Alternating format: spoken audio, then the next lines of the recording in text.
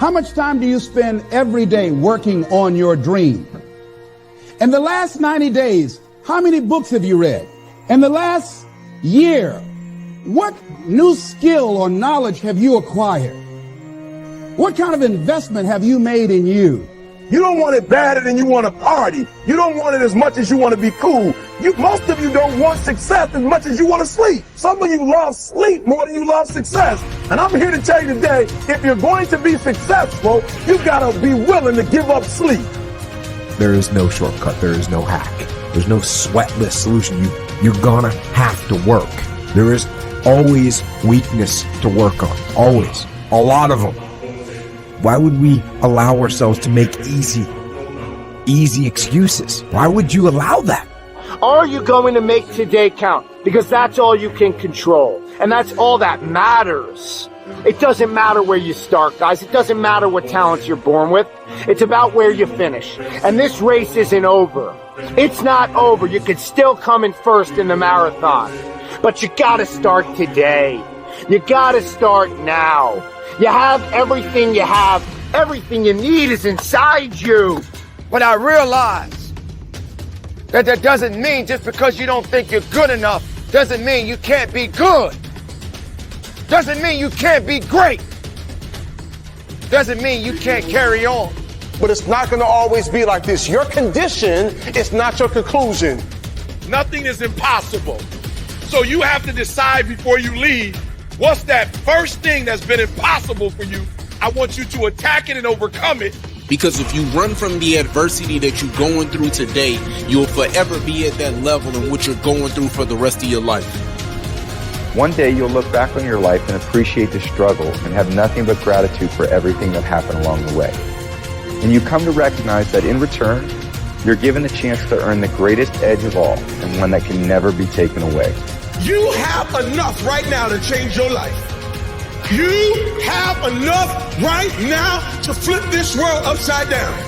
You have enough. You got enough power. You got enough anointing. You got enough grace. You got enough patience. You got enough gifting to make your money, get out of debt, get yourself together, and change everything about your world. Realize that you have the ability to make an impact. You have an opportunity to change that story in your head. Put yourself out there, because when you do, amazing things happen. The essence of life is growth. The essence of life is growth, to do the best you can. And here's what's interesting. Humans are the only life form that will do less than they possibly can. Humans are the only life form that will settle for less. Every other life form except human beings strive to its maximum capacity. How tall will a tree grow? Approximately as tall as it possibly can. You never heard of a tree growing half as high as it could. No, trees don't grow half. Trees send their roots down as deep as possible, stretch their limbs up as high as possible, produce every leaf possible and every fruit possible. As a matter of fact, you never heard of a human physically growing half. We keep growing until we're done. Now that's the part of life we can't control. It's genetically coded. And that's probably why we keep growing till we're done. Because we can't control that part. It's the rest of our growing that we control. The growing of our minds, the expansion of our minds, that we can control. And that's what tends to get away from us. All life forms inherently strive to their max except human beings. Now, why wouldn't human beings strive to their maximum possibility? Here's why. Because we've been given the dignity of choice. It makes us different than alligators and trees and birds. The dignity of choice makes us different than all other life forms. And here's the choice: to become part of what we could be, enough to get by, or to become all that we can be. My best advice for you is to choose the all. Earn all you can, make all the friends you can, read as many books as you can, develop as many skills as you can, see as much as possible, do as much as possible, make as much fortune as possible, give as much of it away as possible. The max. There's no life like it. I'm telling you, once I got on track, I've never looked back. Pick up the challenge. Go for it. Take the best of the two easies. Take the route of it's easy to get ahead. It's easy to do all you can. It's easy to succeed. It's easy to have financial freedom. The more you do, the more you get. See, if you're playing it safe, you're not going to win. If you're playing it safe, like that old saying, you know, you were taught when you're a little girl, better to be safe than sorry. Well, that's a bunch of crap. It's not better to be safe than sorry. It's by trying things that you figure out how far you can go. You got to get outside the box. Like it's reported, Edison tried 3,000 ways before he built the incandescent light. He said he didn't fail 3,000 times. He said there was 3,000 different steps to building a light bulb. Well, there's different steps to get to where you're going. And I really do treat winning and losing exactly the same. I do not let it upset me. Do you think that's a big part of why you're so successful? Well, it's part of why I enjoy it.